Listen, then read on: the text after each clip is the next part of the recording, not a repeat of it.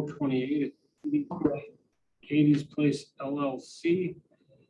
We have a request for a variation to reduce the required parking spaces for a Class A restaurant from 19 parking spaces to 10 parking spaces. The property is Roosevelt Road in Lombard in York Township. It's about 3/4 of an acre, serviced by water and septic. The matter was published in the Daily Herald on June 14, 2023. And I have objections from the health department with some remarks should be available to the petitioner. No objections by other authorities of the county or the neighboring municipalities to whom we've circulated the petition. I've got a stack of paper in front of me, which I presume are the petitioner's exhibits that have been provided by the staff, but they don't, I'm not sure of the order of these. So I'd like to take from the petitioner a survey as exhibit 1 and a site plan as exhibit 2. And then you can introduce the rest of this as necessary. Is this your survey? Yes, it is. Okay, I'll take that as petitioner's exhibit number 1. Do you have a site plan? Yes, site plan wasn't provided. That includes the parking, existing parking facilities. Okay, well, could you give it to me, please?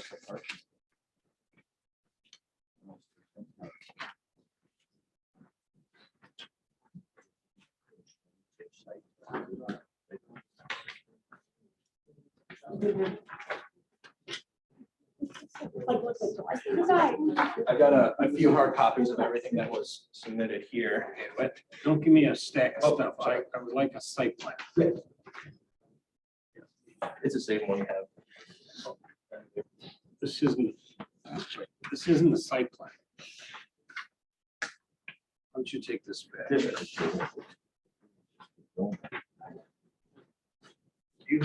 So why don't you, we'll give you an opportunity to substitute a site plan. You know, I already marked this as 2. I should have marked it as 1. So take your survey and mark it up as a site plan showing any changes to the parking configuration that you want, or I don't really know what your presentation is, so I can't tell you what the site plan should look like. I'm going to leave petitioner's exhibit 2 blank for the moment. Now, what's all this other stuff? Sorry, what are you looking at? What is all this stuff that apparently presented to the staff? Yeah, the first one you're This is looking some at. sort of a narrative. I don't, if you're going to speak to this, Yeah. is this a text version of what you're going to say? Yeah, those are the questions put forward by the very general variance. You want that as an exhibit? Yes. Okay. I don't, it's kind of tough to belabor this, but what is this supposed to be? A Roosevelt Road, some parking diagram? So that's what we put together for the site plan, which just shows the existing parking facilities on the property.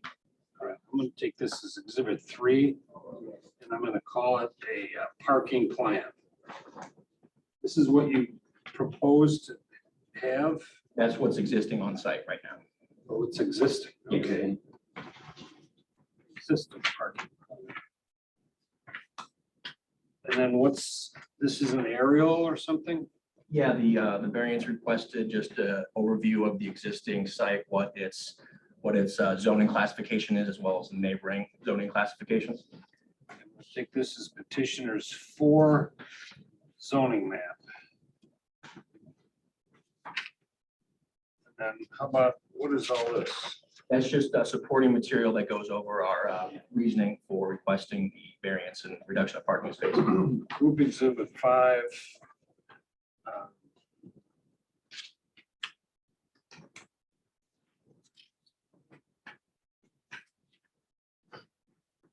I'll call it petitioner's summary. And then your narrative will be group exhibit 6. All right, go right ahead. Sure. My name is Ryan Koinagi. I work with the tenant, Jessica Lau, representing the applicant, which is the owner of the property. Who are you? What, are you a lawyer or? a No, just carpenter? the real estate agent. I work for Keller Williams. I found the property. Excellent. I'm gonna need to swear you in. If you could raise your right hand, please. You do solemnly swear affirm the testimony about to give us this cause now and here will be the truth, the whole truth and nothing but the truth. So help you God. I do. Yeah, so the applicant is seeking a Class A restaurant license in unincorporated Lombard, which requires 15 parking spaces per 1,000 square feet, which comes out to, the space is about 1,200 square feet, requiring 18.75 parking spaces. Now, if you look at all the other properties or all the other tenants, the total required would be 51.75, 52 parking spaces. The existing parking spaces are 43, which is a discrepancy, a deficiency of 8.75, 9 parking spaces. We're asking for a reduction from 19, the required 19 spaces to 10 to account for this, this discrepancy. And our argument is based on two pretty simple premises. The first being that the requirements for the Class A restaurant license is excessive when you apply it to this specific business use. The type of business that's going to be operating here is not a full-fledged restaurant, doesn't have, you know, a sit-down menu, doesn't take reservations, nothing like that. It's really just a kind of a more of a tavern with video gaming. So it's not a Class A restaurant? It's a Class A restaurant. It'll meet the criteria for a Class A restaurant. Okay, I thought you said it did. No, so we were here about 2 years ago during COVID for Katie's Place in Willowbrook, where we put forward very similar arguments, and we're actually asking for less of a variance here compared to the unincorporated Willowbrook petition, which was ultimately approved. And so the first point is really that per the IGB, you can have 6 video gaming terminals. All of these establishments are operated by a one-person staff, and when they're at full capacity during their busiest hours, there's very seldom more than 7 people in the establishment. So we do not think it will be a burden to get by with only 10 parking spaces from the 43. And the second argument is really just looking at the types of businesses that are currently in the building. We've got a beauty salon, a State Farm insurance office, a dentist office, and an ATI physical therapy. And all of these businesses are closed by 6 p.m. Some close at 5. And in the supporting material on the fourth page of the supporting material shows a graph that goes over 2 things: the busiest times of the day and the busiest days of the week. The first graph on the 4th page of the supporting material shows the transaction volume per day. You'll see that Saturday and Sunday are the 2 busiest days of the week, the weekends. And on those days, 3 of the 4 businesses in the property are closed. So during the 2 busiest days of the week for Katie's Place, the applicant, they will have uncontested use of the 43 parking spaces. And then the second graph is looking at an hour by hour volume per day. And this is based on all the existing Katie's Places, which operate identical businesses, and they're open for very similar hours of the day. So the chunk of time from 5 p.m. to 8 p.m. is kind of the daily rush, so to speak. And during that rush, 3 of the 5, Katie's included, 3 of the 5 tenants are closed for the day at 6 p.m. So when they really get started at 5 to 6, everywhere else is closing. They're not open for business. Again, uncontested use of the 43 existing parking spaces. And then it's worth noting kind of the types of businesses these are: dentist office, insurance office, physical therapy. These are all businesses that, you know, take customers by appointment. They don't have unexpected rushes during the day, which kind of further illustrates that Katie's will have uncontested use of the parking spaces.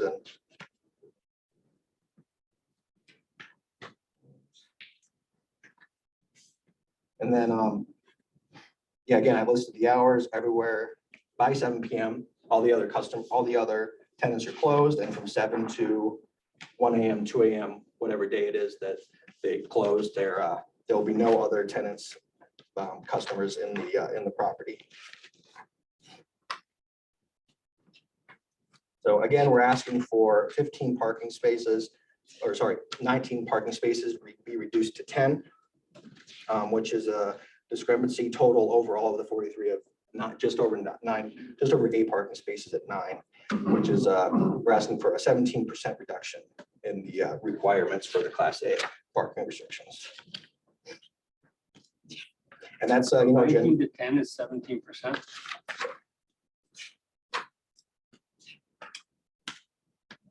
So there's a discrepancy of 8.75 parking spaces. So of the 43, it's 16.91% reduction. Right, what we're asking for. That's interesting math. Okay, let's start with this. Sure. You have a 2020 survey, and you've given some testimony about other tenants. So I presume that the Exhibit 1 is a survey of the strip center in which Katie's is located. That's Is that correct. And on the parking Is site, Katie's an existing business now? not at this facility. There are other Katie's places. So which space does Katie's propose to occupy? It's the end cap to the west. You know the term of the lease of all of the other tenants? In terms of the lease, Term, time term. I do not. So you're asking for a variation that lasts forever based on information from a 2020 survey concerning the fact that you don't think you need all the spaces in that lot because of some anecdotal information about other tenants. Right? Yes.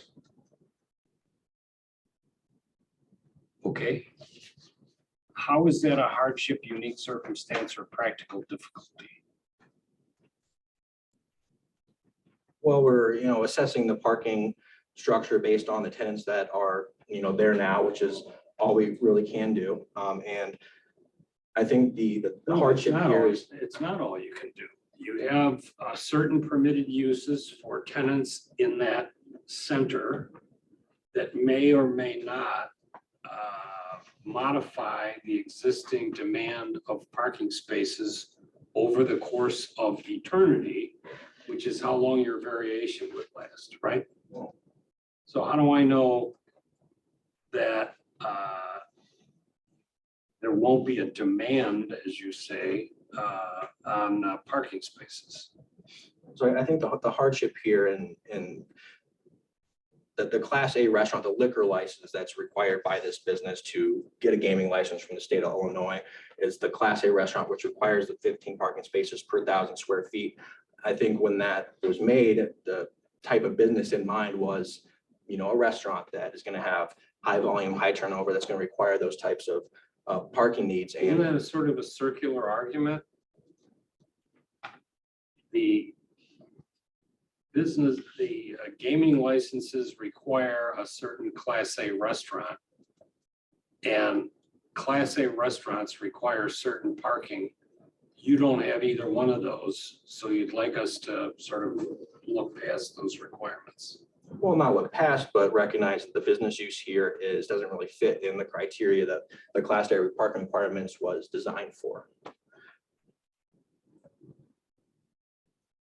So, Okay. so like in Willowbrook, we made the same argument for the reduction for the, I don't remember the Willowbrook case. I'm sure, and so that one, there was Did the over, board approve that? Okay, well, I don't remember it. so Paul, do you remember what they asked for in that? Was it a Class A restaurant or was it a childcare? Class B. Yeah, and Class A, this is a B1 zone, which Class A restaurants are permitted use. And we're That's what asking, I asked you. sorry, You keep bringing up Willowbrook. Was it for a permitted use in a B? What was your, I don't think it controls anyways, because we don't look beyond that, but I don't think it was for a restaurant in Willowbrook, was it? it was for the Class B and a B2 zone, I believe, and it was for, Well, and it's really not on the same plan. it was asking for a reduction of parking spaces for the license. Here's my problem. You're going into a zoning qualification that allows for permitted use. Yes. But you can't make the burden to go in there. It would seem to me this tells you right at his face without the hardship, you don't qualify for this variation. And if you get this variation and your lease ends in 3 years and an A1 restaurant wants to go in there, there's no longer parking spots. Because we granted you the variance. So answer me that. That's my stumbling block. I mean, correct me if I'm wrong, wouldn't that tenant at that time have to make their own argument for a reduction in parking spaces? No, because this is a variation that runs with the land.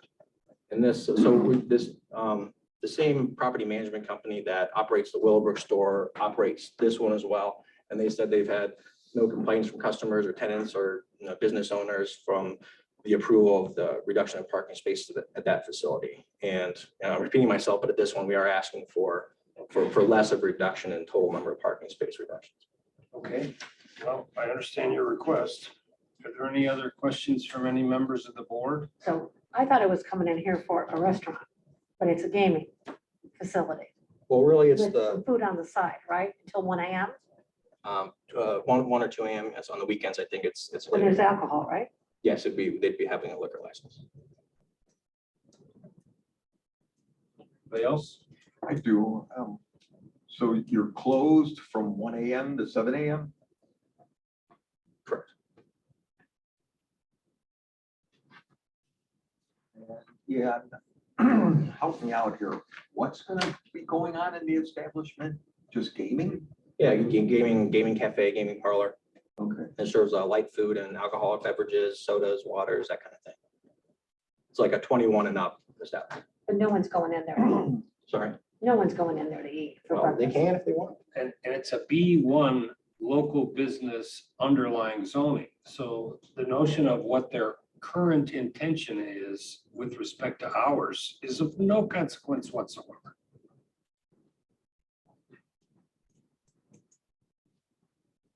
And just with parking, how many gaming machines will you be having? 6 total. 6, okay.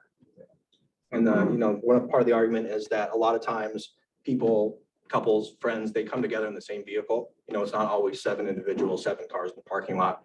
More often than not, there's, a couple in there that come together in the same car, which, further reduces the need. And really the argument here I'm trying to make is this business, the business use, it doesn't fit cleanly into the Class A restaurants requirements. And, hopefully we've made a argument that a variance and reduction of parking spaces wouldn't be injurious to anybody at the property. Okay, does that wrap up your presentation? Yes, it does. See, there's a couple of people in the audience. Do any of you want to make statements about this case in support of or in opposition, or just ask questions? So raise your hand, and I got to go through some process here. Just one person? Okay, everybody that's going to speak has to be sworn in right now. Would you raise your right hands? please? Sure. You do solemnly swear or affirm the testimony about to give at this course now, cause not a hearing will be the truth, the whole truth, and nothing but the truth. So help you God. Okay, sir, tell us your name. Please spell your last name for the court reporter. And then tell us where you live in relation to this property. And if it's not obvious, give us an idea how far that is. And then tell us you support, you oppose, and then tell us why. Well, my name is Robert Shanahan, Shanahan. I am the property owner directly north of this adjacent property. I own the Goodyear store across the street, basically. What's unique about this property is the parking that's on this. It was a misstatement. It said that the unit you're going to use is on the west side. It's actually on the east side. Am I correct?